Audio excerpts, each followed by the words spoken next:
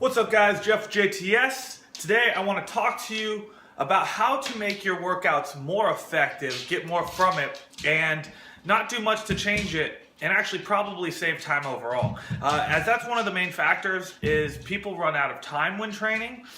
Here's 5 easy ways you can increase the intensity, the effectiveness of your workouts without increasing the time of it at all, as well as just get more from it in general. So the first tip or first way of increasing the effectiveness of your workout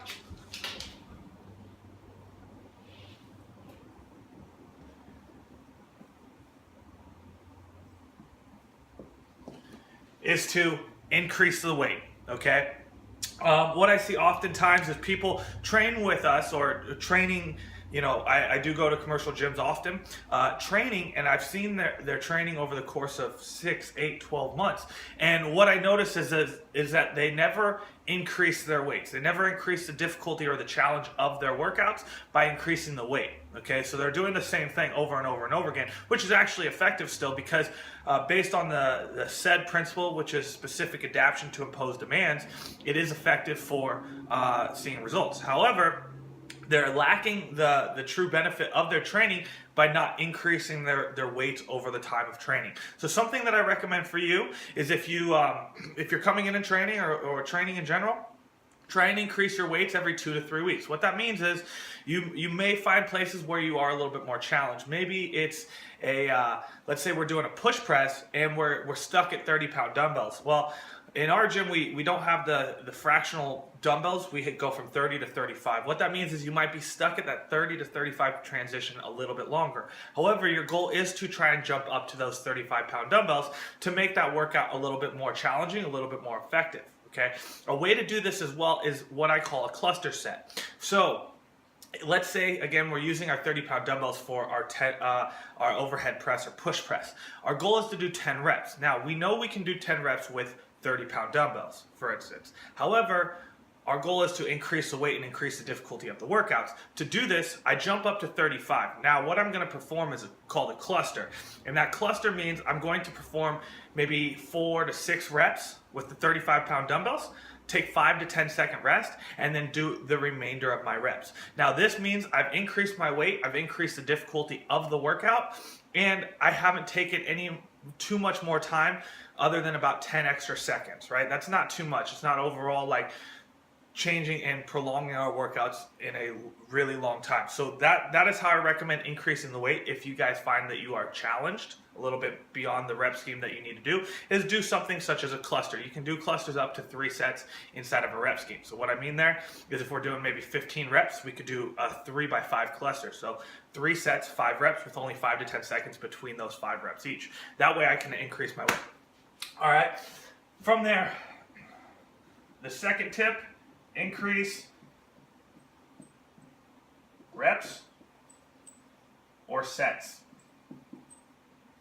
So let's say our normal workout consists of 3 sets of 10, right? We can improve or increase the challenge and intensity of this workout, also increase the effectiveness of it for the specific reasons that we're looking for by simply increasing the reps, right? We can do that by doing, like I said, we're doing initially 3 sets of 10. All we do is change it to 3 sets of 12. We've now increased our total workload by 6, and we haven't added any time into that workout. We can also do the same thing for a set. So if we're doing 3 sets of 10, we can just do 4 sets of 10, right? We now increase our total work capacity of that set by 10 reps. We've prolonged the workout by 1 minute total, and we've increased the difficulty and the challenge of that workout, okay? So combining that with a weight set or increase in weights, you've now effectively increased your workouts in 2 different variations. From there, the third, decrease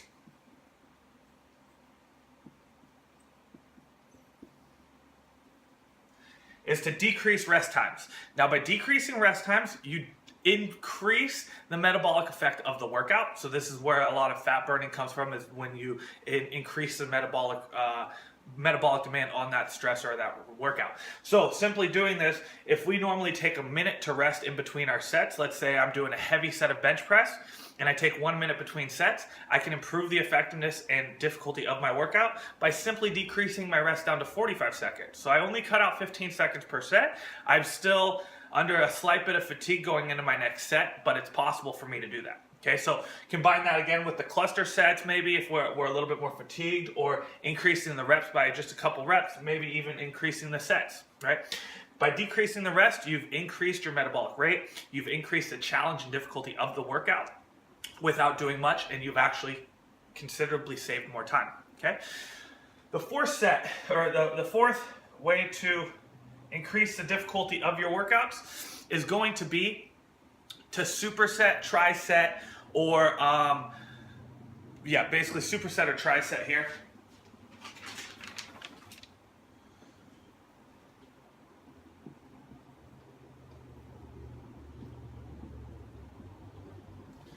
What this means for a superset or tricep, it means we are taking 2 to 3 movements. You can even do a quad set if you want it, or whatever. I usually don't recommend more than 4 to 5 movements. Typically I keep it between 2 to 4 to make this as effective and fast as possible. However, performing a superset or tricep will allow you to condense your workouts in a way that's going to increase, again, the effectiveness overall. It's going to basically decrease the rest times, and you're going to actually get a little bit more stimulus. So what this means is for most supersets or trisets, you have 2 ways of doing this. You have a competing movement, superset or trisets, or you have a similar movement, superset or tricep. What this means is, again, let's use my bench press. Okay, I'm bench pressing, and to make this a superset, I can do this in one of 2 ways. I can bench press with a pull, so I can do 10 reps of bench press and 10 body rows. So those are opposites. That means one part of my body is working and then another part of my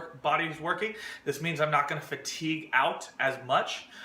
Or we could do something like bench press and then dumbbell flies, which is both chest and triceps. So that means I'm going to be more fatigued overall, but I'm combining 2 movements that might have been spread out over a workout. I combine those together to shorten my rest and increase my intensity by supersetting or trisetting. Same thing can happen with the tricep. All we would do is add a 3rd movement.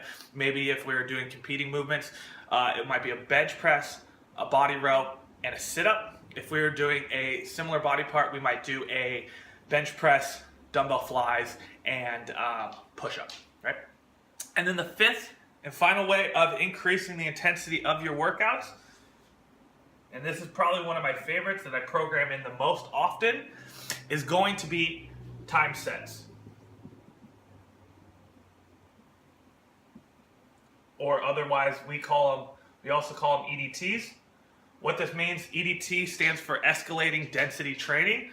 So when we perform EDTs, we try and track the total rounds or the total amount of density that we've performed in a certain amount of time. We then continue to work off that same time frame until we've seen a dramatic improvement of about 20 to 25%. I'll cover that in just a second. So for instance, on a time set, what this means is, let's say we've got 3 movements. We're doing 5 pull-ups, 10 push-ups, 15 squats. How we can increase the effectiveness of this workout is by doing it one time for a time set of 10 minutes and seeing how many rounds we complete. Okay? For instance, we complete 10 rounds in 10 minutes. We then perform the same workout again in a couple weeks, and our goal is to now increase the total rounds that we complete in the 10 minutes. So this following time, we do 11, right? We've now improved 10%, okay? So time sets and EDTs are very similar in the sense that they're both timed and they're trying to get as much density as possible in the amount of time. One thing you want to note when doing this, you do want to track this because you are competing against yourself. You want to make sure that you are continually evaluating your success and how much you've improved. So one tip here is, let's say, so like I mentioned, we increase the difficulty every time we hit about a 20% improvement. So for instance, if we did a time set of that 5, 10, 15, and we do 10 rounds in 10 minutes, right? We would continue to use the same reps or same band or same weight if we were doing a weighted movement until we've seen a 20% improvement. When it comes to a 10 rounds in 10 minutes, we would have to perform this workout with the current weight that we have assigned ourselves, or the current challenge that we've assigned ourselves at standards, until we've done 12 rounds in 10 minutes. Once we've completed 12 rounds in 10 minutes, We now increase the difficulty by increasing the weight or increasing the reps overall. We can't decrease the rest time because there is no rest in there. And the supersets and trisets are already put together in that time set overall. Now, once we have set our new baseline, so we've done our 12 rounds in 10 minutes, we have our 20% improvement, we're going to increase the challenge or difficulty of this workout. Most likely it's just going to be increasing the total difficulty of the movements. In the case of the 5 pull-ups, 10 push-ups, 15 squats, as there's no weight in that move or in that workout, we would increase the difficulty by either dropping bands or trying to accomplish the workout in faster amounts of time. Okay. In the case of the first kind of superset pairing where I said we might do bench press, body rows, and sit-ups, if we completed 10 rounds in 10 rounds in 10 minutes on that set, and then we performed it again for 12 rounds in 10 minutes, we could increase the weight by about 5 to 10% on the bench press. We could also increase the difficulty of the body row by scooting in a little bit further or changing the stimulus of that movement to a pull-up. And we could also increase the difficulty of the sit-up by changing them to maybe a V-up or an ab mat to make it a little bit more challenging. So those are the 5 ways that you guys can improve your results and improve your workouts and improve your overall conditioning, strength, and metabolic returns on your workouts without adding or increasing the overall time that you guys perform your workouts and actually getting a lot more done a lot more effectively and faster. All right, guys, if you have any questions, feel free to comment below, and I'll be sure to answer them. Otherwise, start implementing these into your workouts. Start keeping track of your weights, just trying to increase the overall weight, changing it down to clusters if necessary, increasing your total reps or sets, decreasing your rest time in between movements or in between sets, pairing supersets or trisets together to make a little bit more, a little bit harder, challenging workouts, and then also changing to time sets or EDTs and trying to continue to improve upon your set results until you've seen a 20% improvement and then increasing the difficulty in one of the other 4 areas. All right, guys, take care.